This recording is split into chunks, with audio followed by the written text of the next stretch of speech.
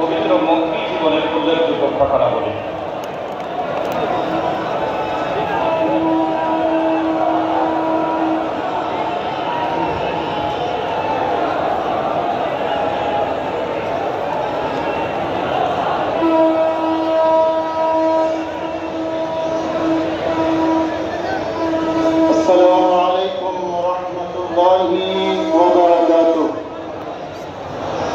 কেমন আছেন আপনারা সবাই?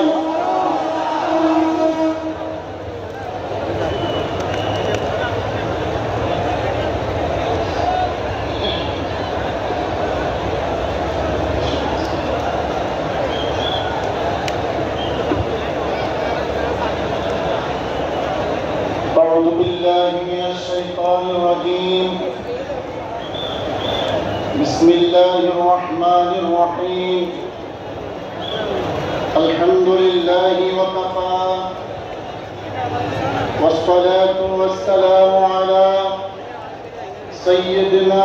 سيدنا رسولنا المصطفى وعلى آله وصحبه الذين هم فائزون بالصدق والصفاء.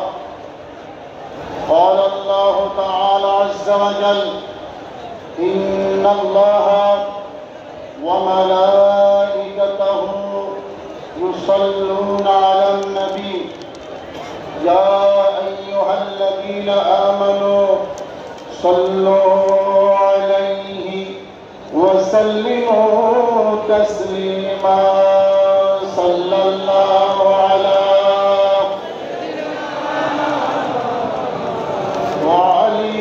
وأصحابه وسلم صلى الله على سيدنا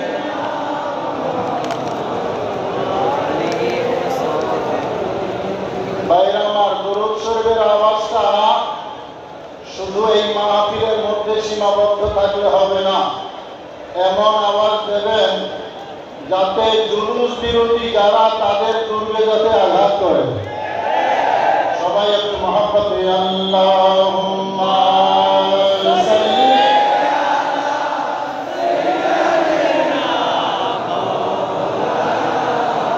মুহাম্মদ ওয়া আলা আলিহি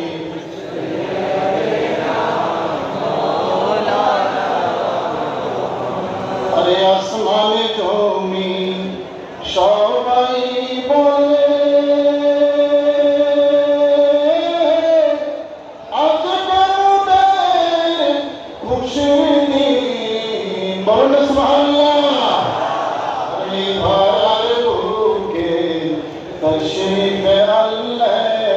সবাই বলুন রহমাতুল লিল আলামিন। আল্লাহুম্মা সাল্লি আলা সাইয়্যিদিনা মুহাম্মদ ওয়া আলা আলি সাইয়্যিদিনা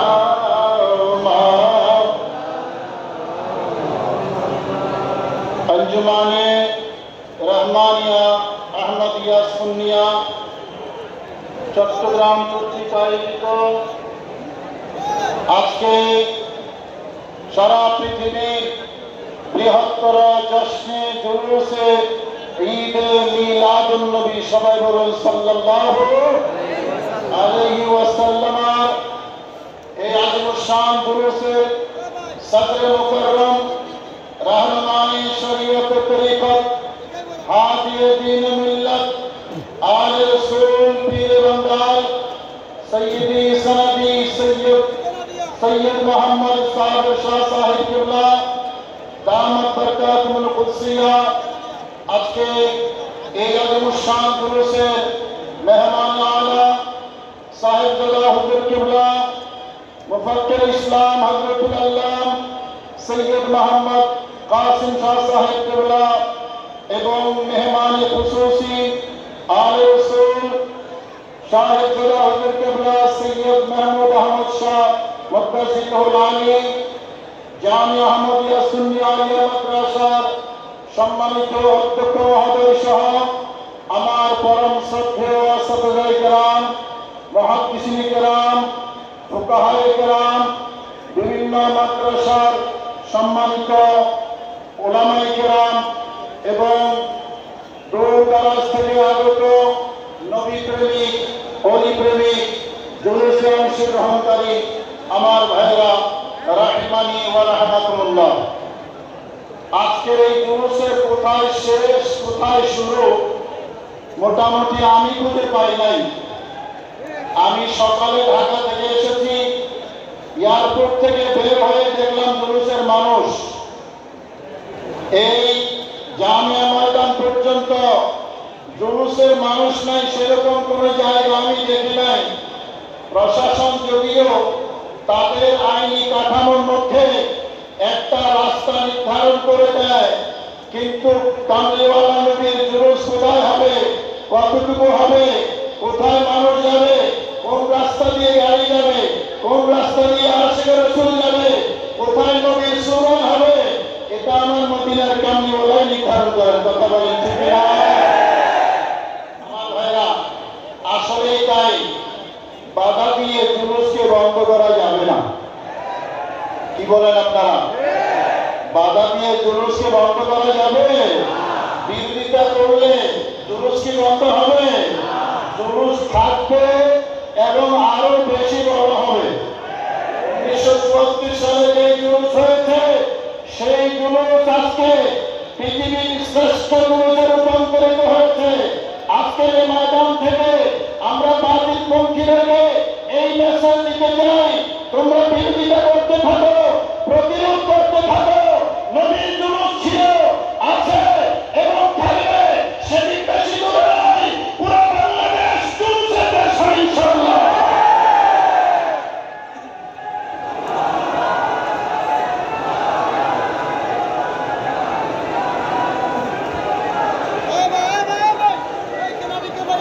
আমার ভাইরা, আমি এই কথাটা কেন বললাম? কারণ ইন্তেজামিয়ার পক্ষ থেকে আমাকে একটা সাবজেক্ট দেওয়া হয়েছে। সেই সাবজেক্টটা হলো আমার দয়াল নবী রহমতুল আলামিনের মক্কি জীবনের ঘটনাবলী।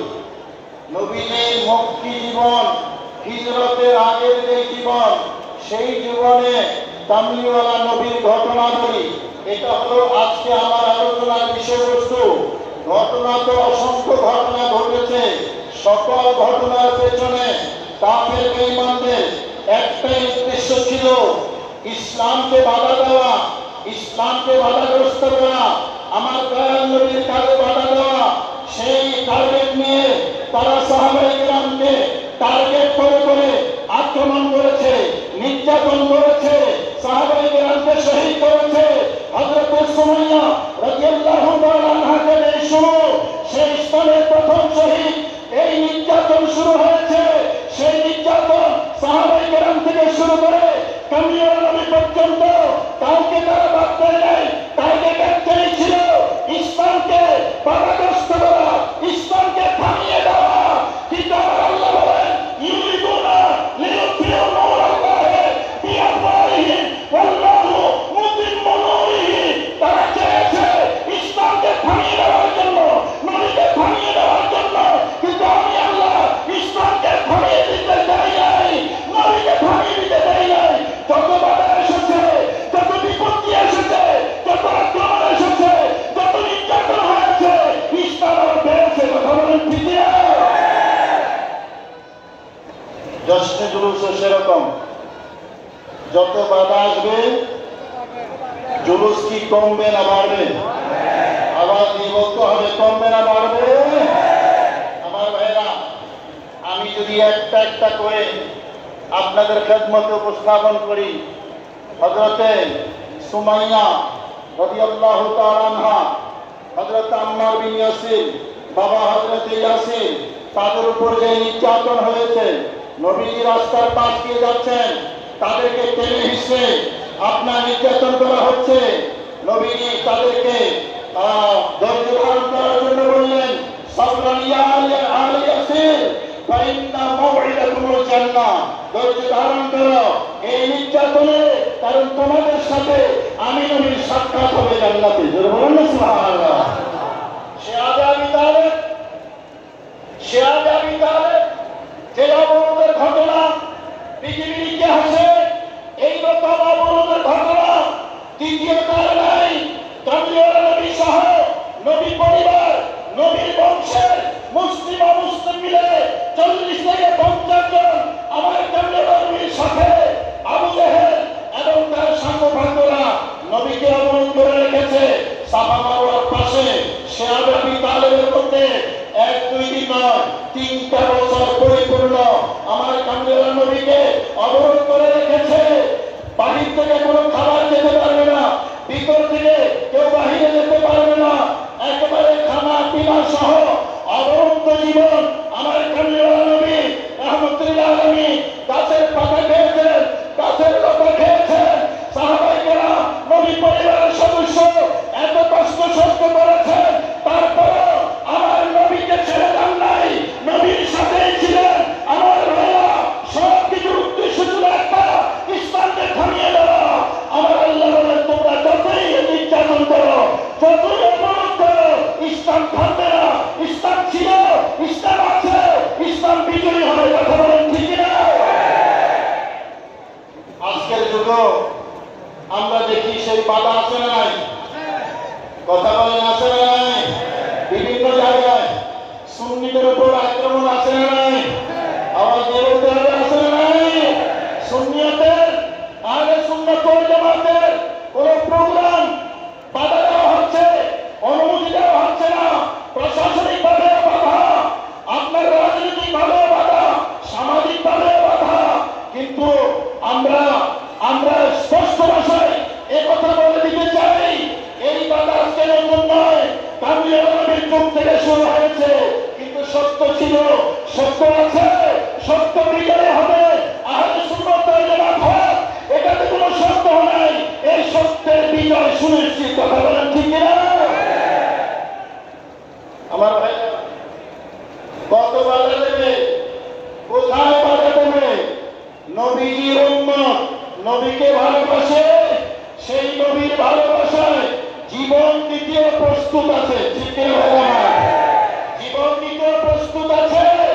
শুধু ব্রাহ্মণবাড়িয়া শহরে নাচলেই হবে না, ব্রাহ্মণবাড়িয়া গোটা বাংলাদেশ নয়, টেকনাফ থেকে তেঁতুলিয়া, রূপসা থেকে পাথুরিয়া, প্রতিরোধের মুখে আজকে দেখুন 12 রবিউল আউয়াল জেলায়, উপজেলায়, থানায়, ইউনিয়নে, পাড়ায়, মহল্লায়, গ্রামে জুলুস হইতে হয় না। আমার ভাইরা, স্মরণ করে দিতে চাই, 1974 সালে জামানার ঘোষ বেলায়েতের দৃষ্টি দিয়ে দেখেছিলেন,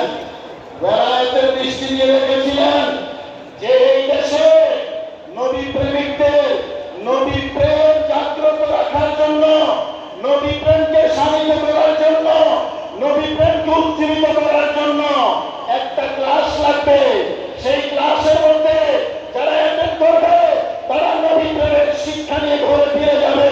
সেই উদ্দেশ্যে জশ্নে জুলুসে ঈদে মিলাদুন নবী দিয়েছেন। আজকে এই পর্যায়ে এসে পৃথিবীর সকল দেশে, সকল জায়গায় ঈদে মিলাদুন নবীর জুলুস হচ্ছে। কথা বলে ঠিক না? হুজুর কেবলা আলম সৈয়দ মোহাম্মদ তৈয়ব শাহ রাদিয়াল্লাহু তাআলা আনহু, তিনি যে জমানার মানুষ ছিলেন, মুজাদ্দিদ ছিলেন, জশ্নে জুলুস তার প্রমাণ। কথা বলে ঠিক না? আমার মক্কি জীবনের কথা বলছিলাম। দেখুন, কাফের বেঈমান যারা, তাদের নির্যাতনে সাহাবায়ে কেরামের একটা অংশ একসময় আবিসিনিয়া মানে হাবশায় হিজরত করতে বাধ্য হয়েছিল। তার কারণও ছিল নির্যাতন। উদ্দেশ্য হলো সাহাবায়ে কেরামকে নির্যাতন করবে, নবীকে ছেড়ে সাহাবায়ে কেরাম বিচ্ছিন্ন হয়ে যাবে। কারণ আমরা নেতা নেত্রীদেরকে দেখি, এমনি খুব ভালো, নেতার পিছনে পিছনে জিন্দাবাদ, নেতারে জিন্দাবাদ বলে, কিন্তু যখন পুলিশের আক্রমণ আসে তখন নেতারে মাঠে চায়, কর্মীরা দৌড়ে পালায়। ঠিক কিনা বললাম? পরে ছিল সেটা যে নবীর সাহাবীদেরকে এভাবে নির্যাতন করলে একসময় নবীকে ত্যাগ করে সাহাবায়ে কেরাম দূরে সরে যাবে, কিন্তু সেই বেঈমানরা জানে না আমার দয়াল নবীর সাথে সাহাবায়ে কেরামের মহব্বতের কি সম্পর্ক, নবীর সাথে উম্মতের সাথে মহব্বতের কি সম্পর্ক। আমার ভাইরা, সাহাবীরা এমন ছিলেন যে তারা নবীর জন্য নিজের জীবন দিতে প্রস্তুত ছিলেন। হযরত খুবাইব রাদিয়াল্লাহু তাআলা আনহুকে জিজ্ঞেস করা হয়েছিল, তোমাকে ছেড়ে দেই, তোমার জায়গায় নবীকে এনে দেই, নির্যাতন যা নবীর উপর করি, তুমি নিরাপদ যাও, চলে যাও, তুমি কি তাতে রাজি হবে? হযরত খুবাইব বলেছিলেন, এই বেঈমানের গোষ্ঠী শোনো, আমার নবী এখানে নয়, নবী যেখানে আছে সেখানেও যদি নবীর গায়ে একটা কাঁটাও যদি ঢুকে, আমি খুবাইব আমার জীবন থাকতে সেটা সহ্য করবো না। চলে বলুন না সুবহানাল্লাহ। সেই মহব্বত, সেই ভালোবাসা সাহাবায়ে কেরামের ছিল। আবিসিনিয়ায় গিয়েছিলেন, অনাহারে অত্যাহারে ছিলেন, কিন্তু নবীকে ছাড়েন নাই, ইসলাম ছেড়ে দেন নাই, নবীর ভালোবাসার বন্ধনে ছিলেন। সেখান থেকে এসেছেন, নবীর সাহাবী যেই ছিল সেই সাহাবী ছিলেন। যারা বলুন না সুবহানাল্লাহ। আমার ভাইরা, তায়েফের কথা যদি বলি, আমার কামলিওয়ালা নবী তায়েফের ময়দানে গিয়েছিলেন। তায়েফ শহরে মক্কা শরীফ থেকে প্রায় 150 কিলোমিটার দূরে তায়েফ আলাদা একটা শহর। সেই বছরটা ছিল দুঃখের বছর। পেয়ারা নবী বিবি জান হযরতে খাদিজাতুল কুবরা এবং নবীজির আশ্রয়ে আবু তালেব নবীজির চাচা দুজনে ইন্তেকাল করেছেন। সেই ব্যথা প্রশমন করার জন্য নবীজি তায়েফ গিয়েছিলেন, কিন্তু সেই তায়েফে যেখানে একটু শান্তি জমে গিয়েছিলেন, তায়েফের লোকেরা বিশেষ করে বনু সাকিব পুত্রের যারা, তারা আমার পেয়ারা নবীকে রক্তাক্ত করেছে। রাস্তার দুই পাশে যুবকদেরকে দাঁড় করিয়ে দিয়েছে। আমরা তো সম্বর্ধনা দেই ফুল হাতে নিয়া, কিন্তু তারা নবীকে, নবীর দুই পাশে, রাস্তার দুই পাশে দাঁড়িয়েছিল পাথর নিয়ে। নবীজি রাস্তায় হাঁটতেছেন, দুই দিক থেকে ওই বেঈমান গোষ্ঠী পাথর নিক্ষেপ করেছে। পেয়ারা নবীর মাথা মোবারক থেকে ঝরঝর করে রক্ত ঝরেছে। আহত হয়ে কামলিওয়ালা নবী একটা খেজুরের বাগানের পাশে গিয়ে বসেছেন কিছুটা শান্তি পাওয়ার জন্য তাদের আক্রমণ থেকে। আমার ভাইরা, আমি গুনাহগার, সেই বাগানটাও দেখে এসেছি। আল্লাহ পাক সুযোগ দিয়েছেন, সেই বাগানের দেয়ালের পাশে বসার পরে উতবা এবং উতাইবা নামে আপন দুই ভাই, তারা তাদের এক গোলাম কৃতদাস আব্বাসকে পাঠিয়েছেন, যাও ওই ক্লান্ত পথিক তার কাছে কিছু আঙ্গুর নিয়ে যাও, আঙ্গুর খাওয়াই আসো। তিনি অপরিচিত ক্লান্ত পথিক মানুষটাকে আক্রমণ করেছে। আব্বাস সেখানে গেলেন, একটা আঙ্গুরের ঠোকা নিয়া আমার কামলিওয়ালা নবী বসলেন। খাবার আগে হাত দিয়েছেন, হাত দিয়ে পড়ছেন বিসমিল্লাহির রহমানির রহিম। জোরে বলুন সুবহানাল্লাহ। বিসমিল্লাহির রহমানির রহিম যখন বললেন, আব্বাস বললেন, হুজুর আপনি যেটা পড়েছেন এখানকার মানুষ এটা পড়ে না, এখানকার মানুষ এটা তেলাওয়াত করে না। তখন নবীজি বুঝে গেলেন আব্বাসের বাড়ি এখানে নয়। বললেন, তোমার বাড়ি কোথায়? বললেন, আমার বাড়ি হলো নিনওয়াই। বললেন, কোন নিনওয়াই? আমার ভাই নবী ইউনূসের দেশ সেই নিনওয়াই। বললেন, আপনি ইউনূসকে কিভাবে ছিলেন? ইউনূস বিন মাত্তাকে কিভাবে ছিলেন? আমার দয়াল নবী বললেন, আব্বাস আমি চিনব না কেন? আমিও নবী, ইউনূসও নবী ছিলেন। সুবহানাল্লাহ। এই কথা বলতে দেরি আব্বাস আমার নবীকে জড়িয়ে ধরলেন, কপালে চুমো দিলেন, হাতে চুমো দিলেন, পায়ে চুমো দিলেন। আমার নবীর হাতে হাত রেখে মুসলমান হয়ে গেলেন। সুবহানাল্লাহ। আমার ভাইরা, নির্যাতন করেছে আমার নবীকে থামানোর জন্য, কিন্তু থামাতে পারে নাই। উল্টা আব্বাস মুসলমান হয়ে গেছে।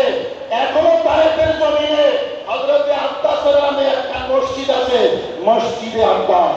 সুবহানাল্লাহ। মসজিদে আব্বাস। তো বলতেছিলাম, কামলিওয়ালা নবী রাহমাতুল্লাহ আলামিনের মক্কি জীবন পুরোটাই ছিল নির্যাতিত হওয়ার জীবন। সাহাবায়ে কেরামকে নির্যাতন করেছে ওই কাফেররা। সেই নির্যাতনে ইসলাম থামে নাই, ইসলাম আরো প্রসারিত হয়েছে, আরো বেড়েছে। সেই সুদূর আরব থেকে সারা পৃথিবীতে ইসলাম পৌঁছেছে। আমরা যারা আহলে সুন্নাত ওয়াল জামাত, আমরা যারা সুন্নি মতাদর্শের লোক, আমি এই মেসেজটুকু দিয়ে শেষ করবো। আমার ভাইরা, চলার পথে বাধা আসবে, চলার পথে আক্রমণ আসবে, চলার পথে নির্যাতন আসবে, চলার পথে আপনাকে থামিয়ে দেওয়ার চেষ্টা হবে বিভিন্নভাবে, কিন্তু থেমে গেলে চলবে না। আমার কামলিওয়ালা নবী মক্কি জীবনের আদর্শ সামনে নিয়ে আমাদেরকে এগিয়ে যেতে হবে। মনে রাখবেন, বাধা যত আসবে আহলে সুন্নাত ওয়াল জামাত তত বেশি প্রতিষ্ঠিত হবে। কথা বলে ঠিক না? এটাকে থামিয়ে রাখা যাবে না। আমার আল্লাহ বলেছেন, জাআল হক ওয়া যাহাকাল বাতিল ইন্নাল বাতিলা কানা যাহুকা। যতই আসে বাধা, হক কখনো থামবে না। থামলে বাতিল থামবে। থামলে কে থামবে? বলেন বলেন। থামলে বাতিল থামবে, হক কখনো থামবে না। আল্লাহ পাক রব্বুল আলামিন আমাদেরকে এগিয়ে যাওয়ার তৌফিক নসিব করুন। সবাই বলুন আমিন। আসসালামু আলাইকুম ওয়া রাহমাতুল্লাহি ওয়া বারাকাতুহু।